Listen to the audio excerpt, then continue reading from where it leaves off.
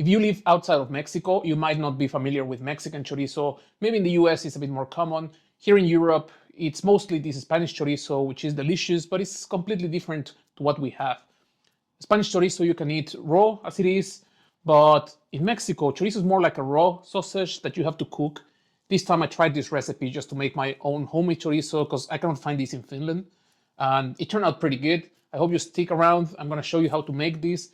And this is a very handy thing. You can have it on the freezer, in the fridge, just have it there in small packages and use it whenever you wanna make some huevos con chorizo, just scrambled eggs, chorizo, maybe some refried beans, tortillas.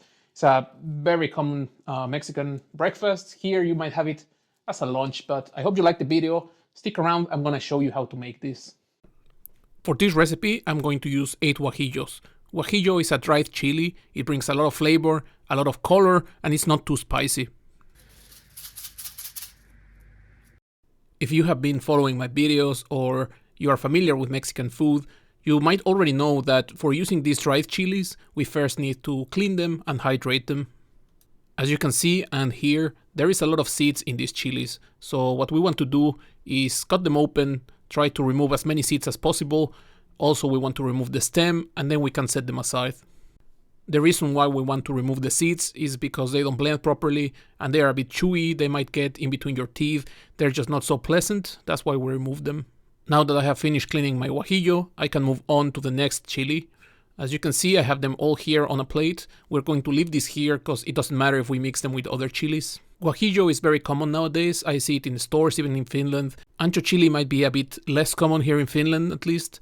But I have seen it for years now in the spice section. They have it as a dried chili powder. So you can just substitute 1 teaspoon per each ancho chili you want to use. Ancho is a bit more sweet. It might remind you a bit of plum. It might also be a bit harder, but the process is the same. We want to open the chili, remove as many seeds as we can, remove the stem, and set it aside. Once I have set my chilies aside, I have a pan here. It's on a 6, 7 out of 9, so medium-high fire. I have already preheated it, and I'm going to throw in some of my spices. I will throw in 8 pieces of allspice, 1 teaspoon of black pepper, 2 pieces of clove, 1 cinnamon stick, and if you are using cumin seeds, you might want to throw in 1/4 of a teaspoon of cumin seeds. This process doesn't need to take too long.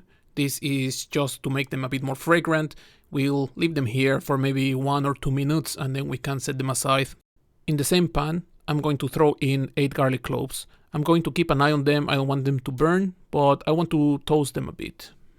Once the garlics have gotten some color, I'm going to take them out and set them aside. On the same pan, I'm going to add some canola oil and I'm going to throw in my chilies. Once I throw in my chilies, I'm going to keep moving them. Chilies might start changing color quite quickly. If you notice they start becoming a bit too darkened, it means they're burning, and if we burn them, they will become quite bitter, so we want to avoid that. You will also notice the smell is quite nice. You will also notice oil starts getting some of that color. It's mostly the guajillo that's bringing in that bright red color. After a couple minutes, I am ready to add some of the water that will hydrate our chilies. This recipe called for half a cup of water, but I would add 1 cup at this point.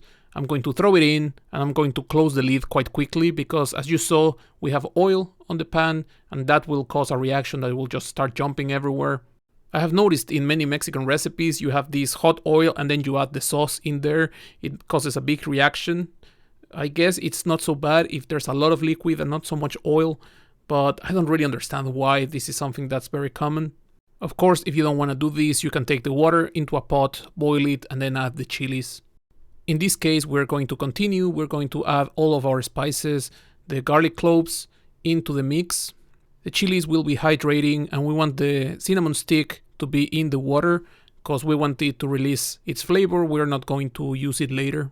To this mix, I also added half a cup of apple vinegar. I will leave this on the fire for about 10 to 15 minutes, just enough that the chilies become soft. I will mix from time to time, but I will keep it covered most of the time. Once the chilies are ready, it might be a good idea to let them cool down for a bit. Depending on your blender, you know it the best. At this point, I'm going to throw everything into my blender. I'm going to take the chilies, all the spices, the liquid, but I'm going to leave the cinnamon stick away. That has already given some of the flavor into the liquid and we don't need to blend it. We want to add all the liquid If you notice the mix is a bit too thick and it cannot blend properly, you can add a bit of water, just a bit at a time until it blends nicely. At this point, I'm also adding some salt, some oregano, and if you haven't added the cumin yet, then 1/4 of a teaspoon of powdered cumin. For blending this sauce, I left my blender running for 3-4 minutes. Even after hydrating our chilies, guajillo might be a bit tough, so we want to make sure everything blends properly and we get a smooth sauce. If you are unsure if everything has blended properly, then just give it a bit more time, just better to be safe. Traditionally, chorizo is made with pork, so I have here 900 grams of ground pork. You could use something else, but honestly this marinade is so strong and it brings so much flavor that it doesn't really make sense to change it. Notice the texture of the sauce. It's very thick, and this is perfect because it's exactly what we were looking for. As I said before, we could have added some water in the blender if the blender is having some problem, but we don't want it to become too liquid. Right now, all I am doing is mixing everything together. You could use some spoon, but I think honestly using the hand is the best way to go. Guajillo gives a lot of coloring, and this coloring might come to your hand and stay there for a bit, so that's why in this case I prefer using gloves. This chorizo is ready now, and this is how it looks. It's a bright orange color, and at this point we are ready to separate it into different portions. I am using some kitchen plastic, the kind of plastic you use to cover your food with. What I will do is take a spoon, take a portion of our chorizo, just set it there on the edge. Once we have the chorizo there on the edge, we're going to roll the plastic. We want to give the chorizo a bit of a cylindrical kind of shape. Try to take as much of the air as possible. Just press the sides, push it to the center. Once you think you have pressed it enough, then we're going to take the sides and just roll it. Personally, I like these smaller packages because then you can have them on the fridge or the freezer and just use a small amount every time you need some. If you are preparing this amount and you are going to use it right away, then of course just leave it on the container, cover it with a plastic or a lid and throw it into the fridge for a day. This way of portioning is very handy because you can have these in the freezer, and then if you want to use them, move them to the fridge the night before, then use them normally the next day. Of course, once we did chorizo, we have to try it. This has been in the fridge for 1 day already. The way I am using this is I'm just going to cut the tip off and then I'm going to squeeze the contents into a pan. Some people will add some oil in the pan, but personally I think chorizo has enough fat as it is, and you will notice it will start to come out.